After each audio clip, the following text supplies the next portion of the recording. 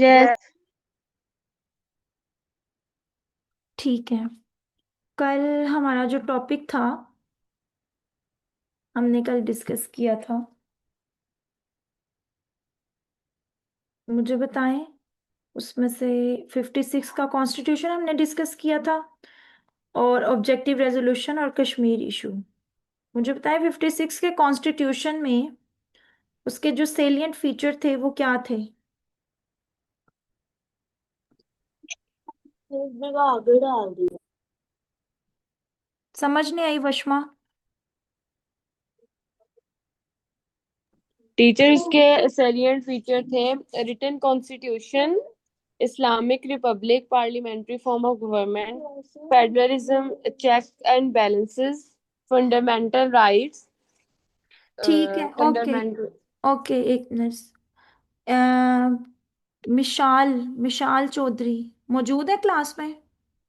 Teacher वो कल से स्टार्ट करेगी। वो शादी पे गई हुई है। वो कहती है आज वो अच्छा, वापस आ जाएगी ठीक है, फैसलाबाद ओके। से। नूर नूर आप ही बताएं। मुझे ये बताएं कि पार्लियामेंट्री फॉर्म ऑफ गवर्नमेंट क्या होती है। टीचर पता नहीं। कल आपको पढ़ाया था, फिर क्यों नहीं पता? नहीं याद करते ना आप टीचर लोग? मुझे बुखार हो गया था रात को, इसलिए कल से तो इसलिए पढ़ा नहीं। अच्छा, आप ठीक हो गई हैं? अभी है थोड़ा सा। अच्छा, आवाज से नहीं लग रहा बिल्कुल भी। तो टीचर आप मैं ऐसे जब बुखार। ठीक हो जाए तो इसको आपने पढ़ लेना है। हाँ जी, कोई और बताए? ईमान,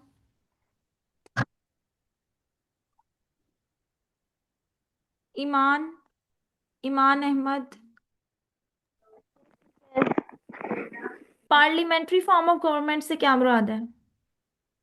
पार्लियामेंट्री फॉर्म ऑफ गवर्नमेंट ऐसी गवर्नमेंट होती है जिसमें जो प्राइम मिनिस्टर होता है ना, वो होता है, हेड होता है गवर्नमेंट का। ठीक है, और वो चुन सकता है अपनी मर्जी से कैबिनेट मेंबर्स। ओके। ओके, ठीक है। वशमा, वशमा मुझे ये बताएं कि ये जो 56 का कॉन्स्टिट्यूशन था, ये यूनिकैमरल था या बायकैमरल था? यूनिकैमरल। ठीक है। तो यूनिकैमरल का क्या मतलब है कि इसमें कितने हाउसेज हैं? इसमें 300 मेंबर्स हैं और हाँ, उसमें से 10 वुमेन्स हैं। नहीं, हाउसेज की बात पूछी है।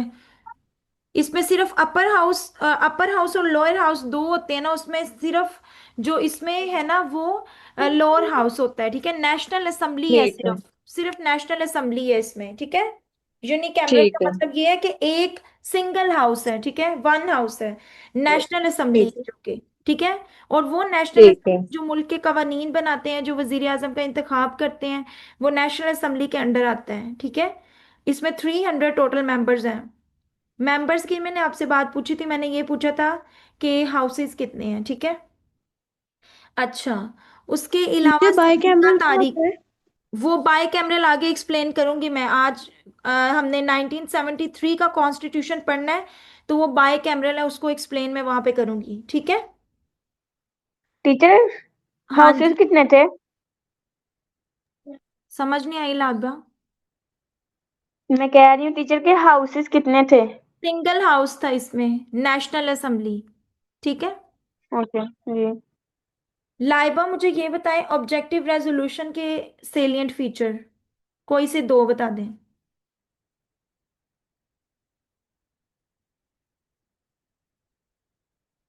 लाइबा, अनम्यूट करें। हाँ जी, कोई से दो फीचर बताएं ऑब्जेक्टिव रेजोल्यूशन के। Objective resolution, Pakistan shall be federation. ठीक है, क्या मतलब है इसका? फेडरल फॉर्म ऑफ गवर्नमेंट होती है। क्या होती है federal form? Federal form of government क्या होती है?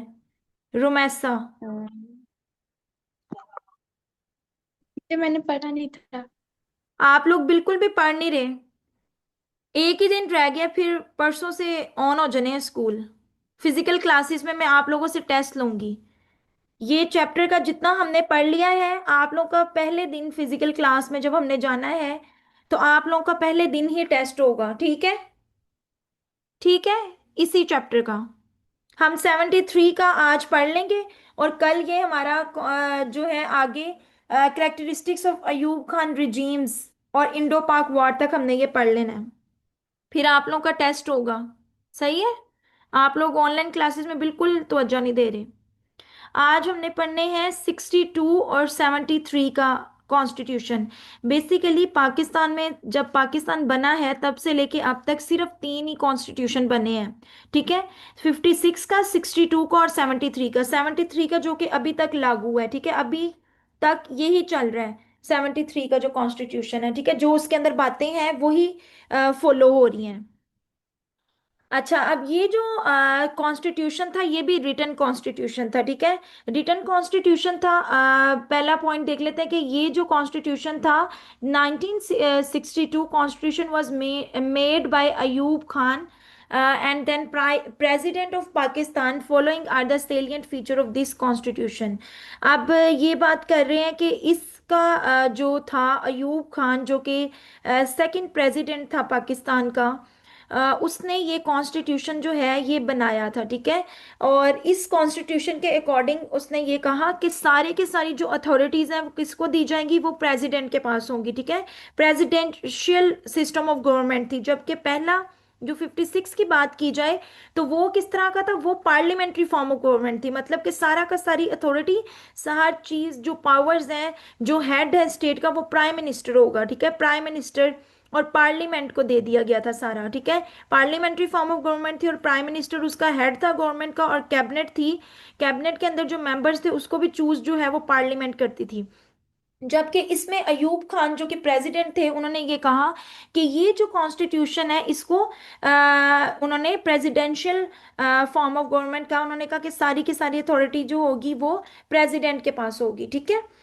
तो ये भी कॉन्स्टिट्यूशन जो है वो रिटन था। रिटन कॉन्स्टिट्यूशन था। 250 आर्टिकल्स थे, 3 शेड्यूल्स थे और 7 अमेंडमेंट्स इसके अंदर चेंजिंग लेके आए थे, ठीक है। पहले की निस्बत 56 का जो है वो फेल हो गया था, तो इस वजह से इसके अंदर जो है उसमें अमेंडमेंट्स की गई थी, 7 चेंजेस की गई थी, ठीक है। कुछ चीज़ें इसकी सिमिलर ही हैं जो 56 की थी, लेकिन कुछ चेंज की गई थी। अब मैंने आप लोगों को कल के लेक्चर में ये नहीं बताया था कि आर्टिकल, शेड्यूल और पार्ट्स क्या होते हैं, ठीक है। पीछे हमने पढ़ा था कि 13 पार्ट्स थे, 6 शेड्यूल्स थे और 234 उसके आर्टिकल्स थे। जबकि इसके 250 आर्टिकल्स हैं, 3 शेड्यूल्स हैं और उसके अलावा जो है इसमें 7 अमेंडमेंट्स की गई थी। अब जो आर्टिकल्स होते हैं वो बेसिकली स्पेसिफिक रूल्स होते हैं, ठीक है। हर आर्टिकल एक अलग पॉइंट या प्रिंसिपल को डिफाइन करता है, जैसे फंडामेंटल राइट्स को, ठीक है, प्रेसिडेंट की पावर को, लेजिस्लेचर के स्ट्रक्चर को, ठीक है। तो जैसे फॉर एग्जांपल के डिफरेंट आर्टिकल्स होते हैं, आर्टिकल 1 2 3 4 5। जैसे फॉर एग्जांपल आर्टिकल 8 जो है वो कुरान और सुन्ना के मुताबिक जो है वो लॉ बनाया गया था, ठीक है। तो आर्टिकल वो चीज़ होती है जिसमें लॉ वगैरह या रूल्स वगैरह बनाए जाते हैं, जबकि शेड्यूल जो होता है वो उसी का डिटेल उसमें मेंशन की जाती है, ठीक है। शेड्यूल के अंदर आर्टिकल की डिटेल मेंशन की जाती है। जैसे फॉर एग्जांपल मैंने आप लोगों को आर्टिकल 8 की एग्जांपल दी कि कुरान और सुन्ना के मुताबिक जो है वो कायम किए जाएंगे जो भी लॉज बनाए जाएंगे, तो उसी को आगे फर्दर उसकी डिटेल जो है वो शेड्यूल में दी जाती है, उसी को फर्दर डिटेल पॉइंट से बताया जाता है आर्टिकल्स को ही, ठीक है। एक्स्ट्रा डिटेल मेंशन की जाती है शेड्यूल में, और पार्ट्स में डिफरेंट सेक्शंस में उसको डिवाइड किया जाता है, ठीक है। इसमें बेसिकली जो है वो कॉन्स्टिट्यूशन को डिफरेंट सेक्शन में डिवाइड कर दिया जाता है, ठीक है। तो सबसे ज्यादा डिटेल जो होती है वो शेड्यूल्स के अंदर होती है। आर्टिकल बेसिकली लॉ होते हैं, शेड्यूल जो लॉज की डिटेल होती है वो उसमें मेंशन होती है, ठीक है। तो इसमें 250 आर्टिकल्स थे, 3 शेड्यूल्स थे। उसके बाद ये बात की जाए तो ये रिजिड कॉन्स्टिट्यूशन था। 56 की कॉन्स्टिट्यूशन की हमने बात की थी तो वो क्या था, वो फ्लेक्सिबल था, ठीक है। वो इतना ज़्यादा उस रिजिड नहीं था, उसके अंदर इतनी जो है वो हार्ड नहीं था, वो इतनी ज़्यादा स्ट्रिक्टनेस नहीं थी। लेकिन अगर इसकी बात की जाए तो ये रिजिड था, काफ़ी स्ट्रिक्टनेस थी इसके अंदर। और इसके अंदर उन्होंने कहा कि अमेंडमेंट्स इस तरह से नहीं कर सकते, ठीक है। It was a rigid constitution because it's procedure of amendment was very tough. The constitution could be amended bye an act of central legislature. उन्होंने कहा कि अगर इसके अंदर चेंजेस लेके आनी है तो उसका ये प्रोसेस है कि उसको खुद से चेंज नहीं कर सकते, बल्कि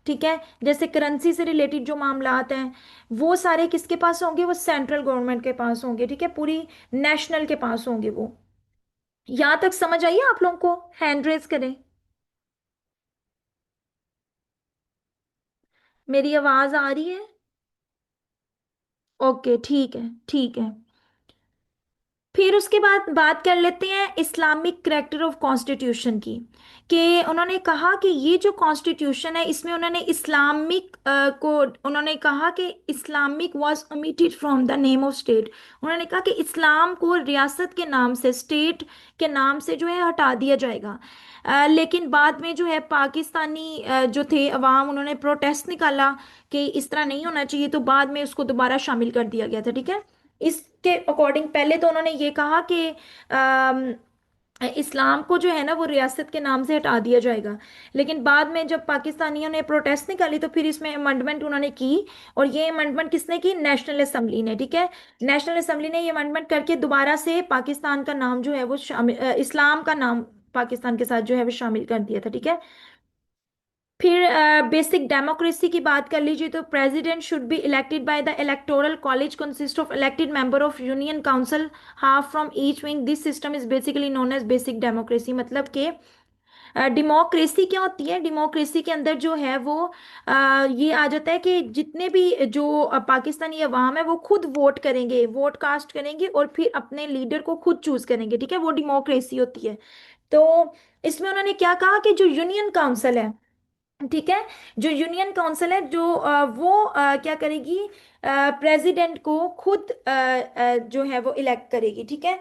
मतलब कि जो लोकल गवर्नमेंट मेंबर्स हैं, जो लोकल पीपल इलेक्टेड किए गए हैं, जो टाउन्स के प्रॉब्लम या जो सिटी के प्रॉब्लम को सोल्व करने के लिए वो प्रेसिडेंट को इलेक्ट करेंगे, ठीक है। इलेक्टोरल कॉलेज जो कि इलेक्टेड मेंबर है यूनियन काउंसिल के, वो प्रेसिडेंट को चूज करेंगे, ठीक है। फिर तो फंडामेंटल। टीचर जो अवाम है वो नहीं करेगी? इ- इसमें यही होता है कि इसमें ये होता है कि जो अवाम होती है ना वो बेसिकली अपना जो प्राइम मिनिस्टर है ना वो उसको चूज करती है, फिर आगे वोट कास्ट करती है, ठीक है। वोट कास्ट करती है, फिर आगे डिफरेंट जो प्राइम मिनिस्टर जब वोट कास्ट किए जाते हैं तो वो फिर उसके बाद जब प्राइम मिनिस्टर बन जाता है तो आगे फिर वो खुद अपनी कैबिनेट को चूज करता है, ठीक है। कैबिनेट को फिर खुद चूज किया जाता है।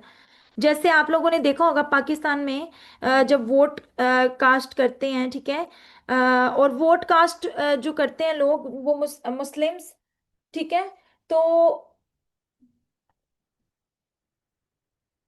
ठीक है, तो वो क्या होता है, अ, वो वोट जो है वो पाकिस्तानी अवाम जो है वो खुद करती है, ठीक है।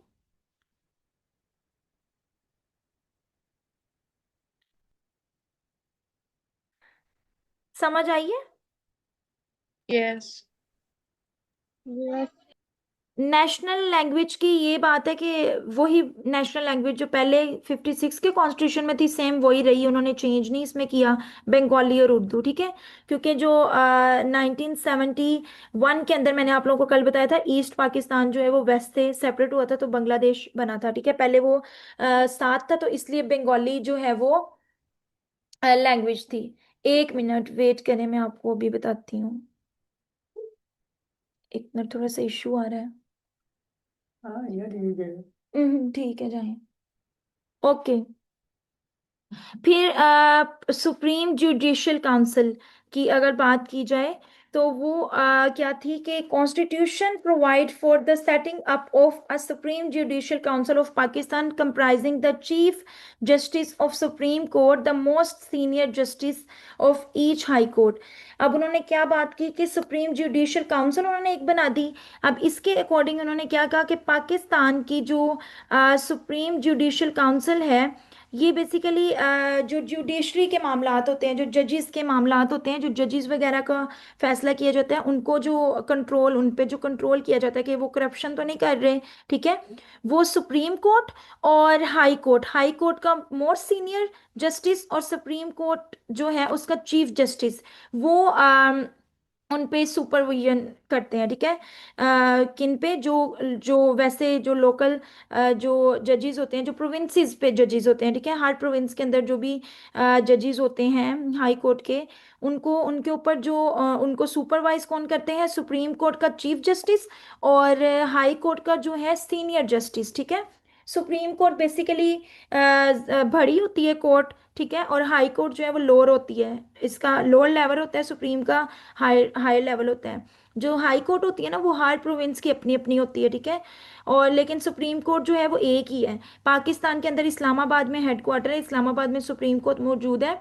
हाई कोर्ट क्या होती है, जैसे लाहौर की अपनी, सॉरी, पंजाब प्रोविंस की अपनी है, सिंध की अपनी प्रोविंस, सिंध प्रोविंस की अपनी हाई कोर्ट है। तो अगर पंजाब प्रोविंस की जो हाई कोर्ट है, उधर अगर फैसला कोई गया है, ठीक है, अगर किसी का फैसला वहां पे गया है और वो वहां पे नहीं सही से अपील अगर उसने की है, तो वो वहां पे अगर वो केस नहीं जीत पाया, लेकिन वो हक पे था, तो उसको लगा कि उसका फैसला नहीं किया गया हाई कोर्ट ने, तो वो अपना फैसला किसको अपील करेगा, सुप्रीम कोर्ट को, ठीक है। हाई कोर्ट के फैसले में चेंजेस हो सकती हैं, लेकिन सुप्रीम कोर्ट का फैसला जो है वो अटल होता है, उसमें चेंजेस नहीं हो सकती, ठीक है। उसने जो फैसला कर दिया वो जो है फैसला माना जाएगा, ठीक है। उसमें चेंजेस, उसमें अमेंडमेंट्स नहीं कर सकते, ठीक है। तो सुप्रीम कोर्ट जो है वो पूरी नेशन नेशन की एक ही होती है, जैसे पाकिस्तान की एक ही सुप्रीम कोर्ट है, लेकिन हाई कोर्ट जो है वो हर प्रोविंस की अलग अलग होती है, ठीक है। इस पॉइंट की समझ आई है, सुप्रीम कोर्ट और हाई कोर्ट की। Yes yes. ओके। फिर उन्होंने कहा कि प्रिंसिपल ऑफ पॉलिसी, इसमें उन्होंने क्या कहा कि जो directive principle of state policy were also include in the constitution of 62 के कॉन्स्टिट्यूशन में उन्होंने कहा कि जो बेसिक प्रिंसिपल्स हैं, जो बेसिक राइट्स हैं लोगों के, जो अवाम के, उनके जो उनकी वेलफेयर के लिए, पब्लिक वेलफेयर के लिए जो है वो कानून बनाए जाएंगे, ठीक है। लेकिन उन जो उनके जो कानून बनाए जाएंगे, जो बेसिक राइट्स बनाए जाएंगे, उसके ऊपर वो क्या करेगी, वो मतलब जज कोर्ट के अंदर उसको नहीं लेके जा सकते, ठीक है। मतलब वो जो पॉलिसी बनाई गई थी, मतलब वो ऐसी पॉलिसीज हैं जो लोगों की जो है वेलफेयर के लिए बनाई जाएंगी पॉलिसीज, ठीक है। लेकिन उस पॉलिसी के ऊपर आप लोग जाके केस नहीं कर सकते कि वो राइट्स आपको दिए जाएं, ठीक है। वो ऐसे राइट्स होंगे जो कि मतलब जैसे अगर जो है वो लोग वहाँ के अच्छी लाइफ नहीं गुजार रहे, तो उनकी फलाह के लिए, उनकी वेलफेयर के लिए काम किया जाएगा। लेकिन उसके ऊपर अगर उनको वो नहीं मिल रहे, उनको राइट्स नहीं मिल रहे, फंडामेंटल राइट्स तो मिलेंगे जो बेसिक राइट्स हैं, ठीक है। जैसे उनको एजुकेशन के राइट्स हैं, उनको स्पीच करने का राइट होगा, ठीक है। उनको इक्वालिटी दी जाएगी, इक्वालिटी का राइट होगा, लाइफ का राइट होगा, एजुकेशन का राइट होगा। लेकिन उसके अलावा जो बेसिक जो उसके अलावा जो राइट्स दिए जाएंगे उनको, जो पब्लिक वेलफेयर के लिए काम किए जाएंगे, उनके ऊपर जाके आप कोर्ट में केस नहीं कर सकते, ठीक है। तो ये प्रिंसिपल ऑफ पॉलिसी जो है वो उन्होंने बनाई थी इसके अकॉर्डिंग, 62 के अकॉर्डिंग। अब अगर 62 के जो कॉन्स्टिट्यूशन है उसमें कोई क्वेश्चन है तो पूछें।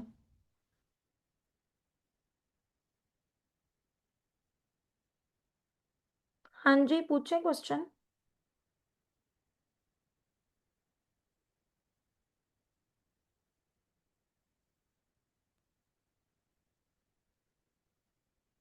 किसी का कोई क्वेश्चन नहीं है, हारबा, ईमान, बरीरा।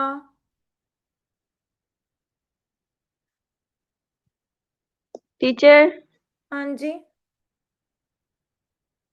पूछे लाइबा। डेमोक्रेसी का एक बार दोबारा बता दें। टीचर, डेमोक्रेसी, डेमोक्रेसी का एक बार दोबारा बता दें। डेमोक्रेसी का मतलब होता है कि वोट देने का हक, ठीक है। मतलब कि जो भी हुकूमत, जमहूरी हुकूमत जिसे कहा जाता है, कि ऐसी गवर्नमेंट होगी, ऐसी हुकूमत होगी जिसमें वोट कास्ट कर सकते हैं, अवाम जो है वो खुद वोट कास्ट कर सकती है, ठीक है, वो डेमोक्रेसी होती है। टीचर, एक दफा ये जो आपने आखिर में प्रिंसिपल ऑफ पॉलिसी बताया, ये बता दे एक दफा। आपकी आवाज ना वो कट रही थी।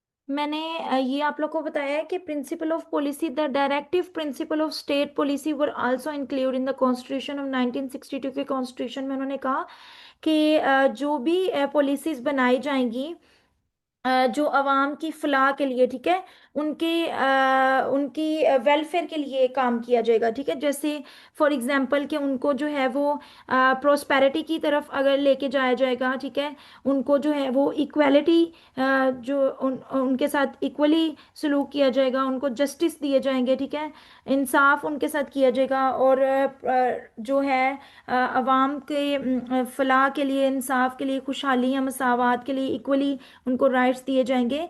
तो इसके लिए ये ऐसे कानून होते हैं जो कि इनफोर्सेबल नहीं होते, ठीक है। ये कानून के ऊपर सिटीजन जो है वो अदालत में केस नहीं कर सकते, ठीक है। ये सिर्फ हुकूमत को ये हिदायत देते हैं कि मुल्क की तरक्की और अवाम की फलाह के लिए उन्होंने पॉलिसीज बनाई हैं, ठीक है। जैसे फॉर एग्जांपल तलीम और सेहत के असूल को बेहतर बनाना, ठीक है।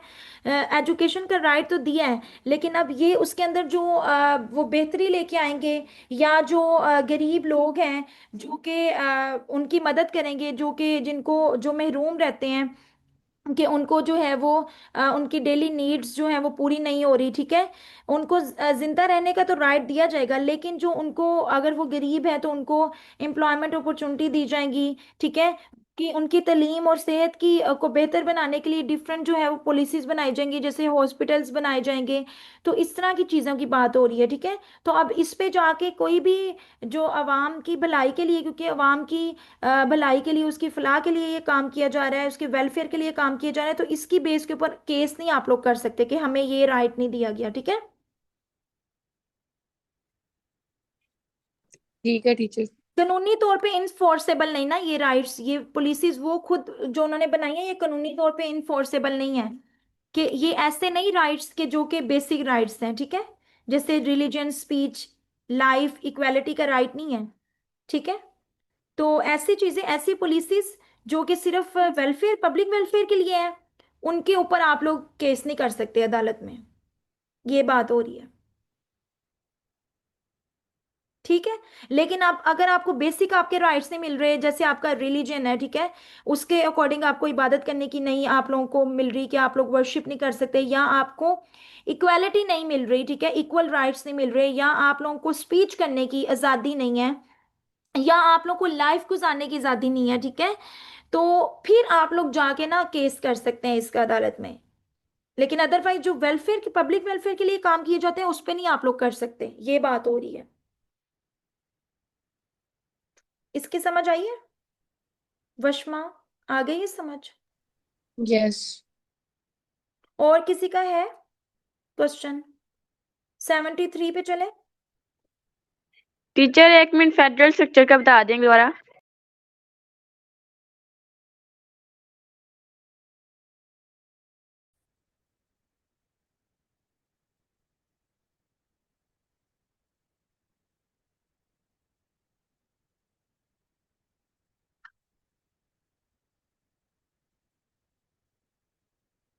मेरी आवाज आ रही है लाइबा?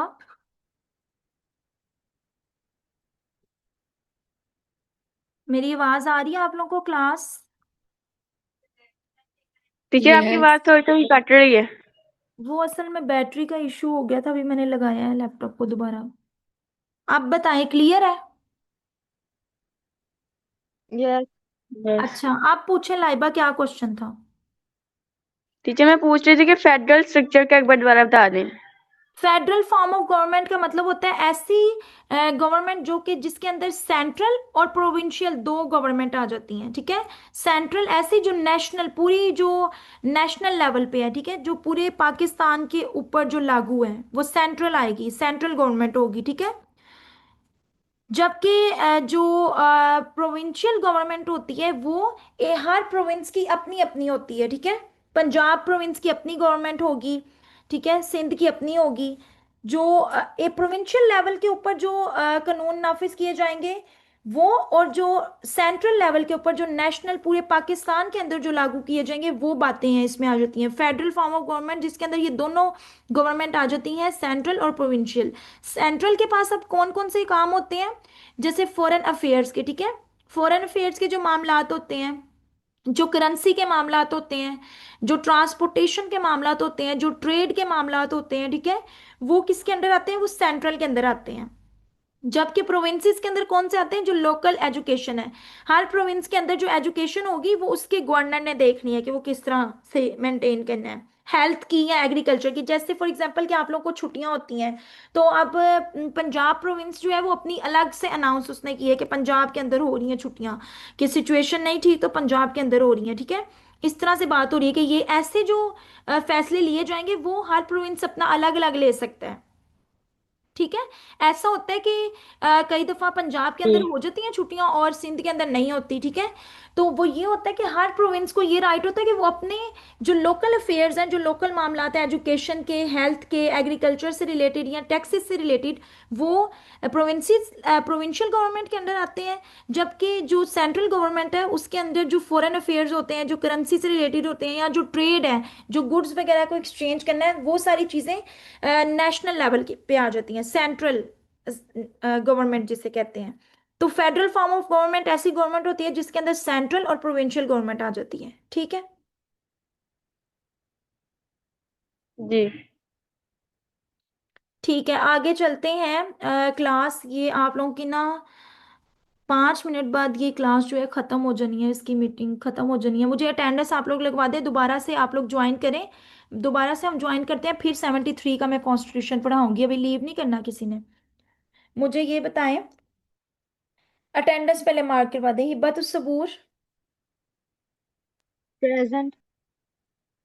आसमा, प्रेजेंट। अफशा, अफशा नहीं प्रेजेंट। बरीरा अकबर, बरीरा अकबर नहीं प्रेजेंट। बासमा, प्रेजेंट। ईमान, प्रेजेंट। फरीहा काशिफ, फरीहा काशिफ नहीं प्रेजेंट। हारबा, हारबा, हारबा भी नहीं प्रेजेंट। हिब्बतुल वारिस, हिब्बतुल वारिस, हिब्बतुल वारिस भी नहीं है। लाइबा, लाइबा है। प्रेजेंट। महारोश, प्रेजेंट। महारोश, महारोश नहीं है। मलीहा मुबारिक, मलीहा भी नहीं है। मिशाल, मिशाल भी नहीं है। मुनीफा तारिक, प्रेजेंट। मुनीफा इमरान, मुनीफा इमरान नहीं है। नूर, प्रेजेंट। रायना, रायना भी नहीं है। रुमैसा, रुमैसा, रुमैसा पहले तो मौजूद थी, अब लीव कर दी है। ओके, रुमैसा भी नहीं है। रोशाने, टीचर वो प्रेजेंट है, वो प्रेजेंट है, वो जवाब नहीं दे रही है। रोशाने, रोशाने मरियम, प्रेजेंट। रोशाने ने बोला है।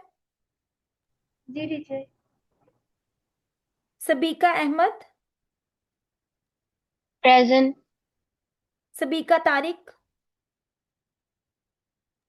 प्रेजेंट। वशमा, वशमा। प्रेजेंट। अच्छा, एक दफा मैंने अटेंडेंस ले लिया, आप लोग मुझे बता दें फिर 73 का आज पढ़ लें या फिर टाइम तो वैसे हो ही गया है। आप लोग का 40 पे होना है ये, 12:40 पे होनी है ना क्लास खत्म। यस। 40 पे होनी है। तो 32 हो गए हैं, ठीक है, आज के लिए फिर इतना ही है। तो कल हम 73 का कॉन्स्टिट्यूशन पढ़ेंगे, उसमें हमने पढ़ना है बाई कैमरल। ये पूछ रही थी रुमैसा पूछ रही थी बाई कैमरल क्या होता है, मैं बता देती हूँ आप लोगों को पहले ही। जैसे यूनी कैमरल है ना, जिसमें एक ही हाउस होता है, सिंगल हाउस होता है, ठीक है, नेशनल असेंबली, ठीक है, नेशनल असेंबली जो भी लॉ बनाने होते हैं उसी के अंडर आते हैं। जबकि जो बाय कैमरल होती है ना, उसमें हमारे पास दो हाउसेज आ जाते हैं, एक अपर हाउस आ जाता है और एक लोअर हाउस आ जाता है, ठीक है। अपर हाउस जो है उसमें सेनेट आ जाती है, और जो लोअर हाउस है उसके अंदर नेशनल असेंबली आ जाती है, ठीक है। तो उसके अंदर जो दो हाउसेज हैं, उसकी बात की जाती है कि उसके अंदर दो हाउसेज हैं, एक तो नेशनल असेंबली है और एक सेनेट है, ठीक है। सेनेट जो है वो अपर हाउस के अंदर आएगा और नेशनल असेंबली लोअर हाउस के अंदर आएगी, ठीक है। अब जो नेशनल असेंबली है वो डायरेक्ट इलेक्शन करवाए जाते हैं उसके अंदर, ठीक है। अवाम खुद इलेक्ट करती है वोट के जरिए से, ठीक है। जबकि अवाम की नुमाइंदगी उसके अंदर जरूरी होती है, ठीक है। डायरेक्ट इलेक्शंस करवाए जाते हैं। जबकि जो सेनेट होती है वो उसमें डायरेक्ट इलेक्शन नहीं करवाए जाते, उसमें इनडायरेक्टली इलेक्शन करवाए जाते हैं। इसमें क्या होता है कि अवाम जो है वो अपने नुमाइंदे जो है वो खुद मुंतखब इस तरह से नहीं कर सकती। वो कुछ नुमाइंदे जो होते हैं उनको चूज करती है कुछ को, और आगे फर्दर वो जो नुमाइंदे चूज किए जाते हैं ना वो आगे फिर जो है वो प्राइम मिनिस्टर वगैरह उनको चूज करते हैं, ठीक है। और आगे जो सेनेट है उसको चूज किया जाता है, ठीक है, कि कबीना के अंदर जो कैबिनेट है वो उसके अंदर कितने मेंबर्स होने चाहिए। तो नेशनल असेंबली जो है ना उसकी वो 342 मेंबर्स होंगे और सेनेट के अंदर 104 मेंबर होंगे, ठीक है। बाय कैमरल वो होती है, समझ आ गई है, जिसमें दो हाउसेज आ जाएंगे, अपर हाउस और लोअर हाउस। नेशनल असेंबली जो है वो लोअर हाउस में आएगी और अपर हाउस में सेनेट आ जाएगी, ठीक है। तो जो नेशनल असेंबली होगी उसमें डायरेक्ट वोट कास्ट किए जाएंगे और अवाम जो है वो खुद वोट देगी। जबकि जो सेनेट होगा उसमें अवाम के मुत्किब लोग आगे फिर इंतखाब करेंगे, ठीक है। वो इनडायरेक्ट इलेक्शन उसमें करवाए जाते हैं। और पावर जो है वो नेशनल असेंबली की ज्यादा होती है, सेनेट की कम होती है, ठीक है। ठीक है,